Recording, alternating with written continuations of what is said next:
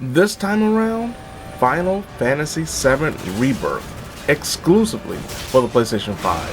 Final Fantasy VII Rebirth is of course the sequel to Final Fantasy VII Remake, which came out in 2020. It continues the reimagining of the original Final Fantasy VII story that also was accented by Final Fantasy VII Intergrade, which introduced Yuffie as not only a playable character but also some mini games that would flow into Final Fantasy VII Rebirth. Rebirth, of course, follows up on obviously Remake's story in terms of the fall of Sector 7 and the Avalanche crew of Cloud, Tifa, Barrett, Aerith, and Red 13 exiting Midgar into the open world of the grasslands and beyond. And that is the biggest difference between Final Fantasy VII Remake and Rebirth, is the fact that you immediately are thrust into a more open environment where you're able to traverse these plains, or to a certain extent ruins, of cities and towns and lands affected by Shinra Corporation and the extracting of Mako from the planet. And with these open world environments, we get this new implementation of markers and activities and intel thanks to Chadley, the returning scientist who was responsible for the VR battles that were some of the toughest battles in Remake. And it's because of his need for more intelligence and understanding of the world that you're able to go throughout these various biomes and do certain activities, including finding a bunch of crystals to scan, discovering a Moogle hideout, fighting particular tougher than normal enemies under certain criteria conditions that must be accomplished to get the full experience from those battles, and even taking part in some of the mini-games that we've seen in previous games, including Fort Condor being the root of one intel mission. And of course there are towers, but unlike towers in, say, Assassin's Creed that open up the cloudy map, these towers actually reveal more activities that the player can accomplish if they want to complete all of the intel of that biome. It is through this intel that you're able to buy materia and certain items from Chadley, and it really mixes up things when it comes to the expectations of the open world environment of Final Fantasy VII Rebirth, considering how linear Final Fantasy VII Remake was. There are also side quests and side hustles, as they're called, including taking photos of certain scenic areas or wrangling a chocobo that you can race, which also opens up traversal and fast travel for certain areas, like the chocobo stands that you have to restore by literally pulling up a pole off the ground and resetting it, but it adds another fast travel point on the map. From a gameplay perspective, this isn't the turn-based RPG that we've grown to know and love when it comes to Final Fantasy VII the original, but the action RPG-oriented nature of Final Fantasy VII Remake done even better than it was in Intergrade.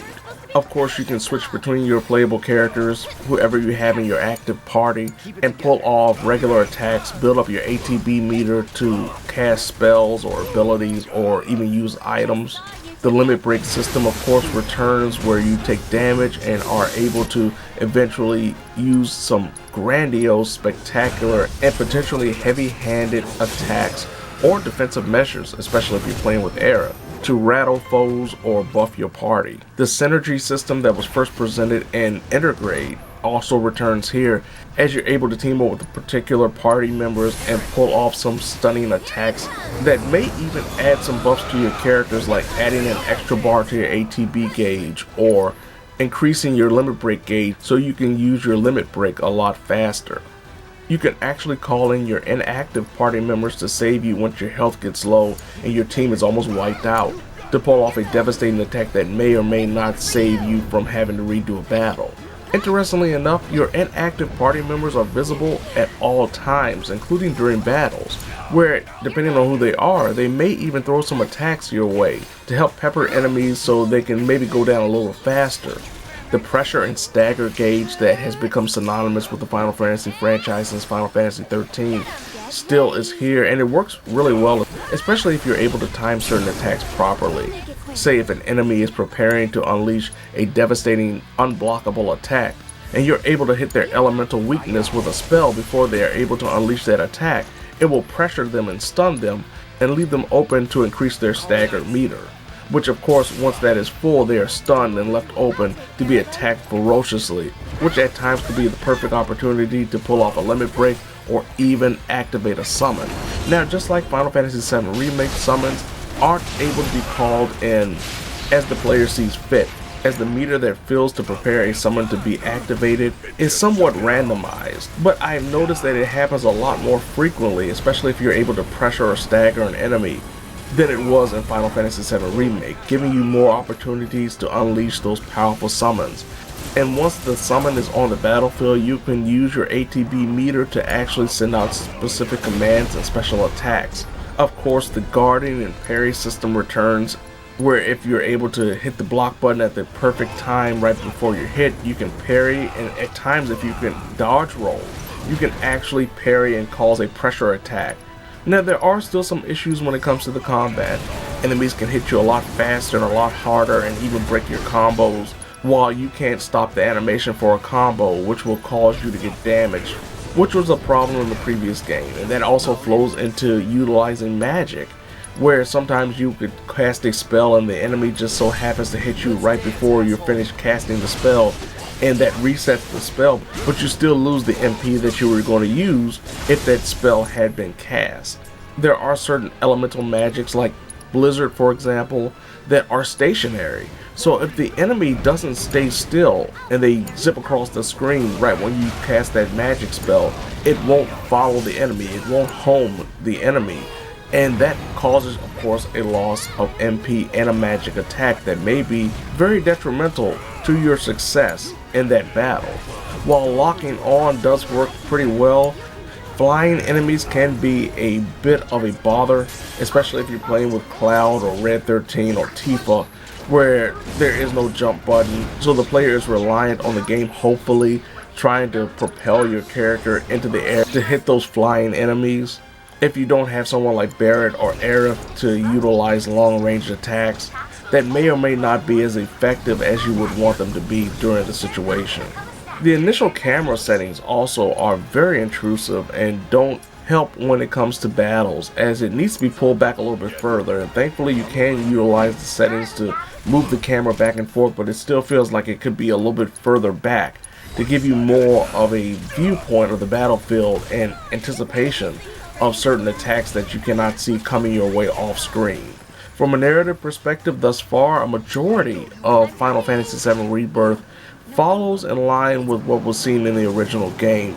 though there are some interesting choices in terms of utilizing certain characters at certain particular points, including Yuffie, who shows up in Junon, which makes no sense considering how late in the first disc, essentially, of the first game that she shows up. But it also makes sense in line with what happened in Intergrade, where she was in Midgar during the time when the main cast was also in Midgar.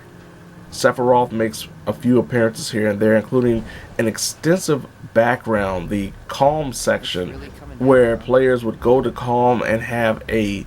backstory in terms of Cloud's connection with Sephiroth while he was a part of Soldier.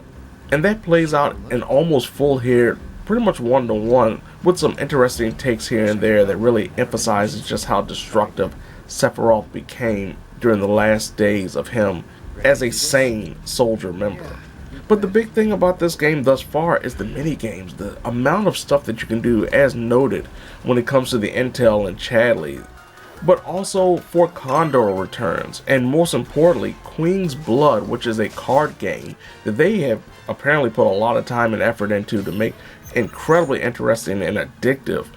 It's also very challenging, especially when you get to Junon, and maybe your card deck isn't as strong as you would have hoped it to be, because unlike Final Fantasy VIII, for example, there aren't as many random people just raiding around to be challenged to a card game as you would have hoped, with only designated characters being available.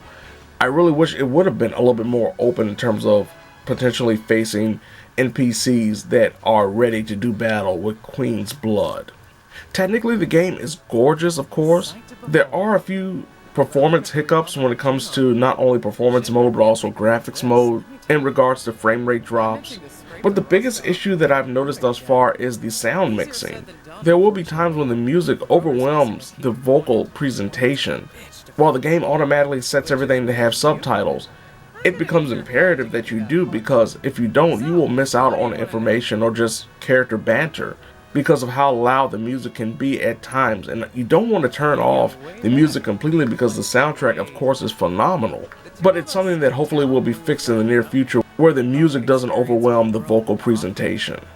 I've also had a few graphical glitches here and there when it comes to enemies getting stuck or random broken objects just floating away in weird fashion. But beyond that, it's still a stellar experience, and overall, it is exactly what I would have wanted from Final Fantasy VII Rebirth. As a big fan of the franchise and a big fan of Final Fantasy VII, this is a monumental experience thus far in just a few hours that I've played, the 20 or so hours that I've already put into the game. It is a monumental experience and definitely well worth a playthrough if you are a fan of Final Fantasy VII Remake. If you enjoyed that, you will definitely enjoy this. And if you didn't play Final Fantasy VII Remake, get the package, the total package of Remake, Intergrade, and Final Fantasy VII Rebirth to experience everything thus far. This is a